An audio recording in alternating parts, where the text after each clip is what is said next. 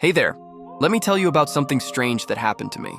You know how life has a way of taking unexpected turns? Well, mine took a real nosedive when my private investigator business went belly up.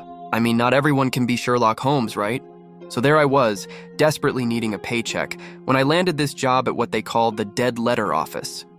Not the most glamorous gig, but hey, it pays the bills.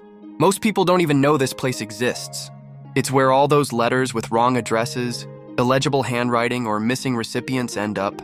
Kind of like a cemetery for lost words. Day after day, I sorted through countless pieces of mail. Love letters that never reached their sweethearts, birthday cards that arrived years too late, postcards from places that don't exist anymore, each one telling its own little story of what could have been. But then about 3 months into the job, I found this letter. The paper was yellowed, the edges worn, dated 15 years ago. Nothing unusual there. We get old mail all the time. But as I started reading it, my blood ran cold. The letter described in vivid detail a murder. The thing is, the murder it described, it happened just last week.